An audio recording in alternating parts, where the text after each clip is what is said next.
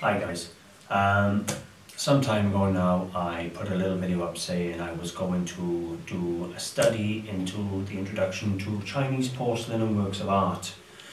Now I have had some family issues, so I hadn't actually got around to doing it. However, even though I weren't making the videos, I was still working towards this goal. Over the last few months I've bought a large number of books. This is just a small selection of them. Despite the books, I've also been going out. I've been going to car boot sales, auction houses, privately, and I've bought all the Chinese porcelain I can buy, whether it's damaged, perfect, doesn't matter. I've bought 18th century English porcelain such as Worcester, and I've even bought German Meissen pieces. Now the reason for this is, when I bought the books, there are references to, you have to compare English porcelain and Chinese porcelain on part of learning how to identify Chinese porcelain.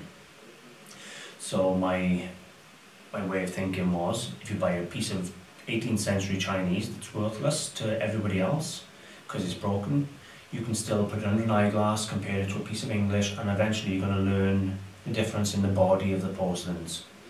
So I've probably got 50 to 100 pieces now of Chinese porcelain, and not far off the same of English 18th century in other factories. But I'm going to show you a couple of the books we're going to start with. I am a beginner. I'm going to make mistakes. Feel free to correct me, and to be honest with you, this is just a learning curve. I hope we both learn. I learn and you come along for the ride and you learn with me. I'm going to show you the ISBN numbers of the books. I'm going to give you the titles of books. They're not my books. I haven't wrote them. However, if you think from the video the book is useful to you and you like the book, there may be newer versions, but I will give you the ISBN number to the books I got.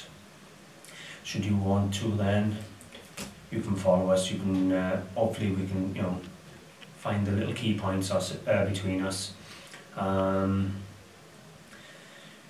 Chinese is obviously a booming market, and it's something I really want to learn. So what I'm going to do now, I'm going to scan over the books I got here, give you a little talk, and just basically give an example of what we're going to be looking at over the coming videos. On the next video then, I'll pull out some pieces of Chinese porcelain and give you an example of some of the pieces I've picked up from the boot sales. Just so that you have an idea. It's worth you doing, whether you go out now or whether you get a book, read a book first, it doesn't matter. Most of the pieces I've picked up have come in for less than £20. And some of them you can see the age. Even with just my general knowledge in antiques, I can see there's a couple of 100 years on some of the pieces without even any Chinese knowledge. So, as I say, I'll give you a scan of the books now. Give you a couple of little close-up and pointers of the one we're going to start with, just to give you a little teaser if you like. Show you what's going to come. And we'll go from there.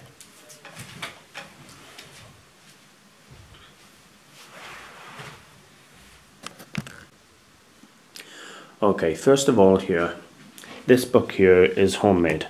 You won't have one, basically, but what I will tell you what I've done, basically what I've done is I've gone to Sotheby's, Christie's and all the other different websites, top auction houses that sell Chinese pieces for the millions. And basically I've printed off the descriptions, the marks. What I'm trying to do is get an encyclopedia of marks and anything that will basically help identify, because I really have no clue yet. I am as a beginner. I'm starting as you are. So that's a good little trick for you.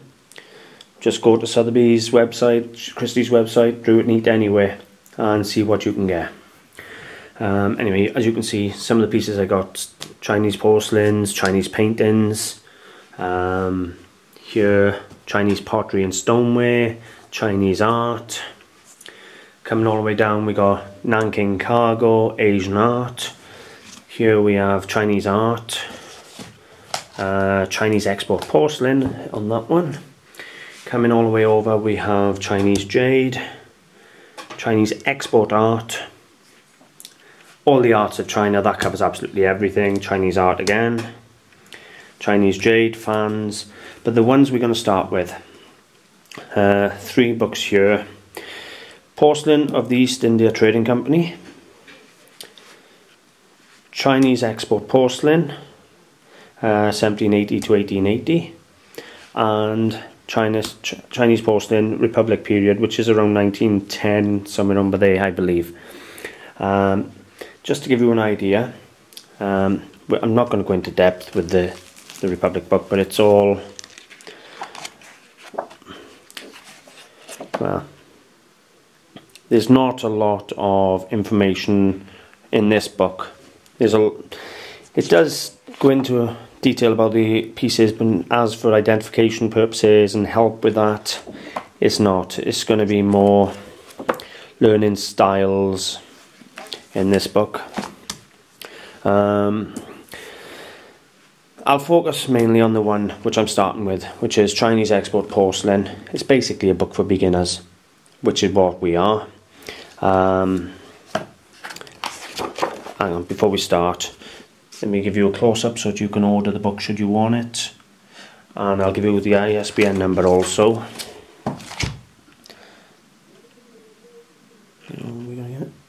There's the ISBN number.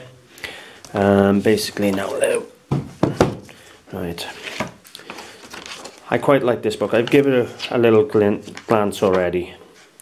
Now what I like about it, first of all, was one of the first things it done was teaching me how Chinese followed the silver patterns. If I can find it, get there now.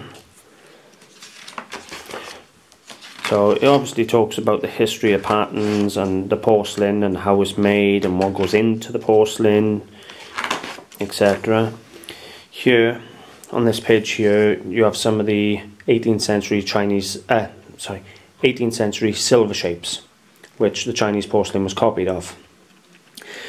As I was saying, this book is for beginners, and what it does, it goes really in depth, as in, you see here you have an early cloud and rain border compared to a more modern one.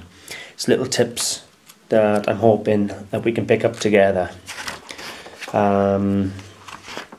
Another one was, I didn't realise at what points they were using China as a mark. You can have pieces 100-year-old that's still marked with China. Colour, it was a big thing. I always thought the deep blue was the earlier Chinese comparison to the light blue. It made no difference, it was just people's preference. There's little things all the way through the book. From what I've seen, it is a very good book. It gives you examples of good paintings versus modern rubbish painting. So this is the book we're going to start with. Hopefully we can pick up quite a few tips, and obviously anything I learn besides I'll put into the videos, but we're going to start with that's the book we're starting with. Just give you a little glimpse of the Chinese Porcelain of the East India Trading Company. I haven't done a lot of reading into this book yet, but just to give you a little glimpse of what we got to come. Let's see if I can skip a bit. Right, so basically it's going more in depth. Blank de chin, which is the white porcelain. Celadon ware. So yeah, this is going to be a good book. So these are going to be the first couple of books we look at. You've got shapes. So it's going to be an interesting journey. It's not going to be an easy one. It's going to take us a few years, but hopefully we'll all learn.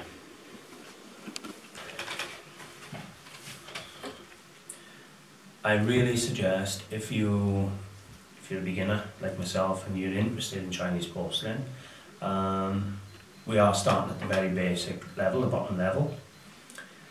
Go out, start buying pieces at car boot sales for £1 and £2. If you make a mistake and it was a modern piece, at least you'll have that modern piece to compare to an early piece when you finally have them, to see the difference in the bodies of the porcelain and the shapes and thickness and the glaze.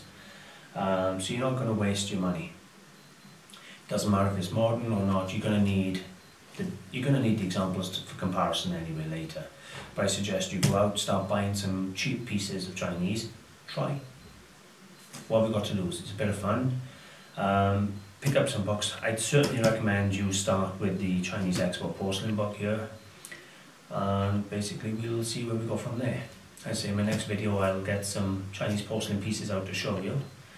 And then as I go through the book, when the book tells me to compare the Chinese and the English porcelains, and I'll film what the book says and film the difference and comparison for you to see. So I hope you enjoyed the video and come back and follow me on the journey, and please help. Anything you want to contribute, if it's advice, I'm more than willing to accept. So thank you.